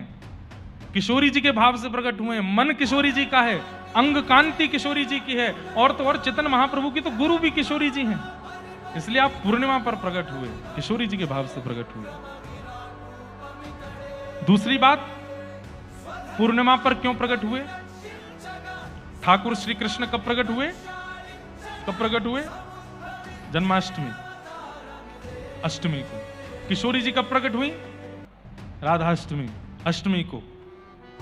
8 + 8 16, मतलब पूर्णिमा। यानी कि ये संकेत हो रहा है कि ये अकेले श्याम सुंदर नहीं है, तन श्याम सुंदर का है, मन किशोरी जी का है। इसलिए अष्टमी अष्टमी पूर्ण करके पूर्णिमा को आए, पूर्णिमा को प्रकट हुआ। अब इतना सुंदर भाव, बोले इतने सारे महीने थे, फाल्गुन के महीने में होली पर ही क्यों प्रकट हुए?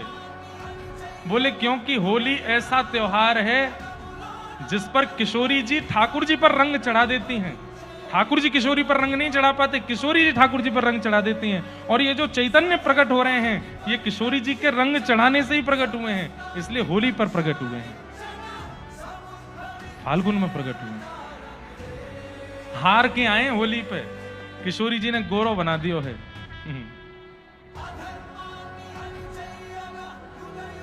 कारे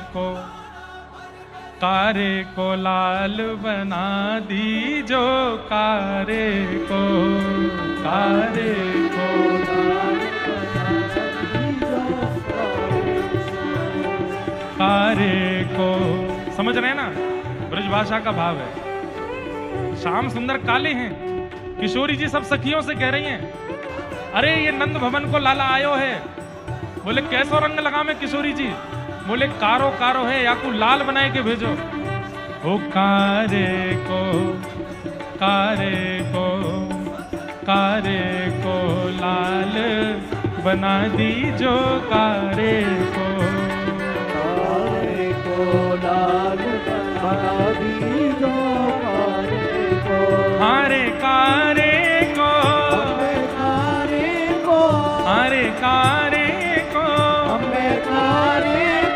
लाल बना दीजो, कारे को लाल बना दीजो, कारे को लाल बना दीजो, कारे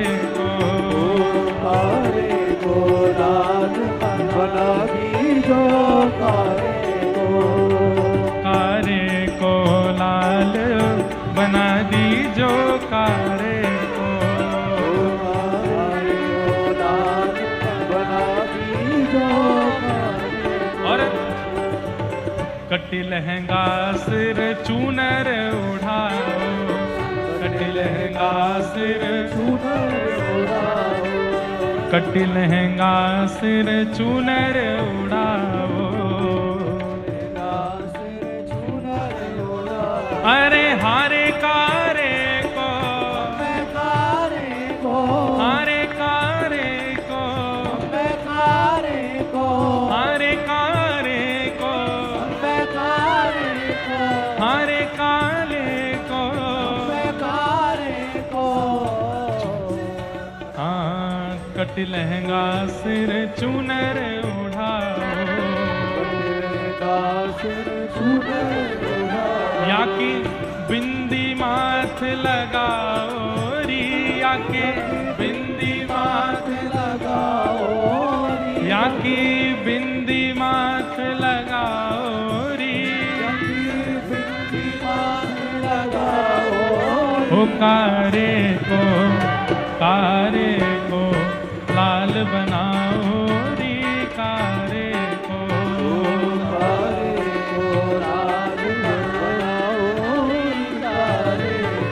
हारे कारे को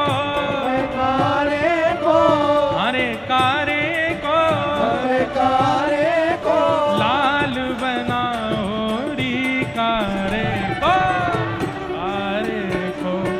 लाल बनाओ री, कारे को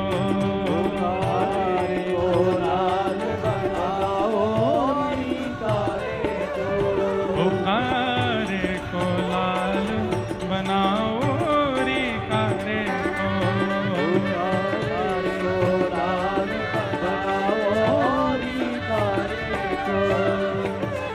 मोटे मोटे गाल पे गुलचा मारो, मोटे मोटे गाल पे गुलचा मारो।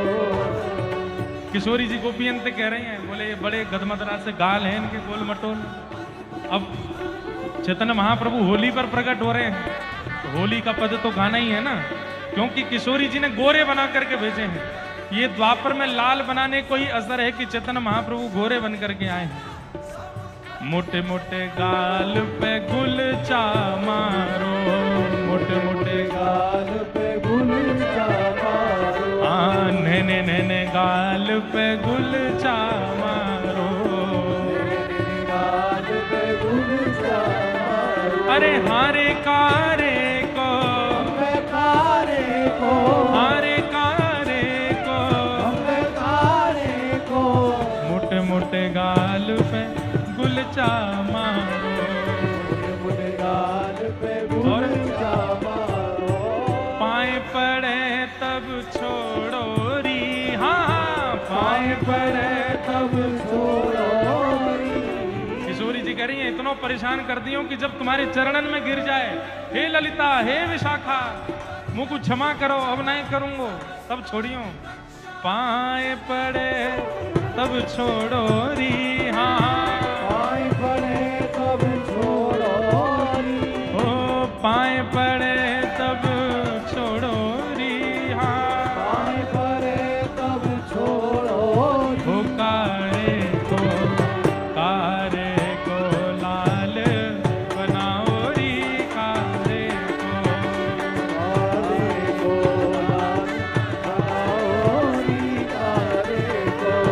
ओ कारे को लाल बनाओ री, कारे को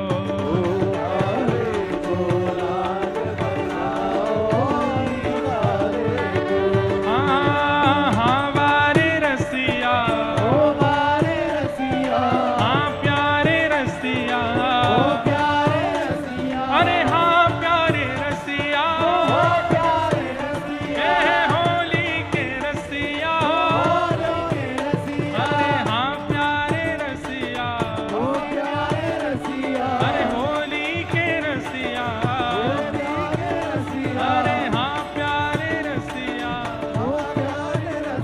अरे होली के रसिया।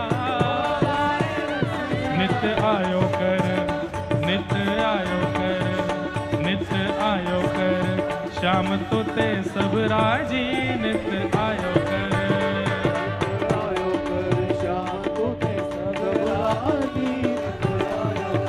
ओ नित्य आयो कर, श्याम तो ते सब राजी, नित्य आयो कर।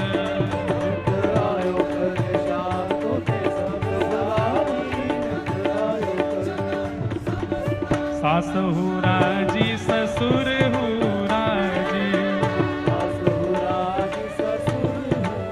हमारे अब होली आ गई ना दिमाग में, तो अब एक के बाद एक रसिया आ रहे हैं। ये रसिया है ब्रज को, गोपियां कह रही है लाला तू हमारे घर रोज आए कर। बोले क्यों? बोले मेरे राजी है का पूरा घर राजी है जाए तू आवे तो। सास हूँ राजी ससुर हूँ राजी, अरे सास हूँ राजी ससुर हूँ राजी, अरे हाँ वारे रसिया, हाँ प्यारे रसिया, सास हूँ राजी ससुर हूँ राजी, अरे कहाँ करे बलमा पाजी, हाँ हाँ कहाँ करे बलमा पाजी, हाँ ओ नित्य आयो कर, नित्य आयो कर, शाम तो ते सब राजी, नित्य आयो कर,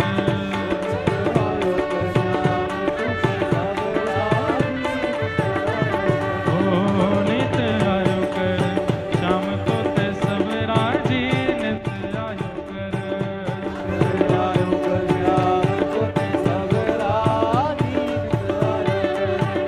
नित्य आयो कर, शाम तो ते सब राजी, नित्य आयो कर। बोल होरी के रसिया की, आज के आनंद की जय जय श्री राधे। और आनंद उत्सव मना सची मैया के यहाँ पर श्री चैतन्य महाप्रभु जिनका बालपन का नाम है निमाई दादा, उनका प्रादुर्भाव हुआ और खूब आनंद हो रहे हैं, खूब उत्सव मनाए जा रहे हैं, बधाई गाई जा रही हैं। अब चैतन्य महाप्रभु के बाल काल की और इनकी जगन्नाथपुरी पहुंचने तक की लीला कल सुनेंगे। श्री जगन्नाथपुरी में महाप्रभु जी विराजते हैं और वृंदावन की खोज कैसे की। वृंदावन जाकर के गोवर्धन में रोए हैं, यमुना जी का खोज करी है, सब ब्रजवासियों को बताया है, खोया हुआ वृंदावन उसको प्रकट किया है। सब भाव कल हम लोग सुनेंगे। कल बंधुओं कथा का विश्राम और कल की कथा। ताली बजा रहे हो, बताओ, कथा विश्राम है तो। और जाने ताली बजाई उसको सब देख रहे हैं। कल कथा का विश्राम दिवस है और सुबह के सत्र में कथा का क्रम रहेगा। आप सब लोग प्रेम और भाव से सुबह के सत्र में पधारिए। चैतन्य महाप्रभु को श्री जगन्नाथपुरी पहुंचा करके और वहां जगन्नाथ प्रभु को प्रणाम करते हुए कथा का विश्राम करेंगे। आप सब लोग बड़े प्रेम और भाव से पधारिएगा। आज के मंगल भाव को यही विराम देते हैं। जय जय श्री राधे, जय जय श्री राधे, जय जय श्री राधे। द्वारिकाधीश की अवधूत चिंतन श्री गुरुदेव दत्त। आज शाम को भी संगीत संध्या है, कुछ क्रम संगीत के रहेंगे। सब लोग अपने कक्ष से निकल करके यहाँ उपस्थित हो जाइएगा। आज की रात ही हमारी यहाँ दत्त धाम की, अभी इस महीने की, वर्ष की नहीं, वर्ष में तो अभी और रातें भी दत्त धाम में रहना है, लेकिन आज की ये अंतिम रात्रि बेला है। सब लोग प्रेम से भाव से आइएगा और फिर कल सुबह सत्र में कथा करके प्रस्थान करेंगे और कल घोषणा करेंगे कि अब गिरधर लाल जी अगली आज्ञा कब कर रहे हैं दत्त प्रभु के मिलन की। फिर से आएंगे दत्त धाम में और रस भरी कथाओं के साथ में दत्तदास महाराज जी के चरणों में। एक गीत गाते हैं सब लोग, पर उसमें बस एक मात्रा बदलनी है मुझे। अभी ना जाऊं कर दिया, सब नाश कर दिया, दही फेंक दिया आप लोगों ने। मैं मात्रा बदल रहा हूं, वो तो सुनो। अभी ना जाऊं छोड़ कर ये दिल अभी भरा नहीं, अभी अभी तो आया था, कथा को सुंदर गाया था। आगे क्या है? आगे की लाइन याद नहीं, कृष्णा जी गा दो। लेकिन एक मात्रा बदल दी है बस। अभी ना जाओ छोड़कर नहीं, अभी ना जाऊं छोड़कर। अभी मन भरा नहीं है और कहने का मन है और सुनाने का मन है, यहीं रहने का मन है। लेकिन मैं एक बार हनुमान जी से प्रार्थना तो करूंगा, जैसे आप हिमालय पर्वत उठा के लंका ले गए थे, दत्त धाम को उठा के वृंदावन ले आओ। यमुना जी के तट पर लाके इसको विराजमान करो। महाराज जी और 4 चांद लग जाएंगे, वृंदावन आ जाएंगे आप भी, हम भी। फिर तो जो ऊधम मचेगा वृंदावन में, पूरे वृंदावन का मौन करवा देंगे हम। 2 ही नाम चलेंगे, राधे राधे और दिगंबरा। एक तरफ गोदावरी जी, एक तरफ यमुना जी, और बीच में दत्त धाम। कितना आनंद आवेगा। वृंदावन में नियम बना देंगे, जहां से वृंदावन में प्रवेश होता, छठी करा पे सिले हुए वस्त्र नहीं, ऊपर न पहन के भीतर चलो, स्पर्श में रहो। जो वृंदावन में होना चाहिए वो हो जाएगा। कितना आनंद आएगा, फिर सुख मिलेगा। कभी कभी मराठी अभंग चल रहे हैं, कभी कभी ब्रज के रसिया चल रहे हैं, कितना सुख, कितना आनंद आवे। दत्त प्रभु भी आनंद में भर जाएंगे। हमें तो लगता है इनको ब्रज की याद आती है, दत्त प्रभु को, इसलिए हमको बुला लेते हैं कथा सुनाने के लिए। तो बस यही भाव है। कल पुनः मिलेंगे सुबह के सत्र में। हे भजो मुकुंद माधव मुरारी,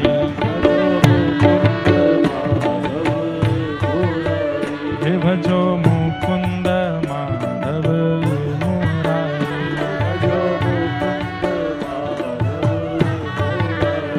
भजो माधव केशव गिरधारी,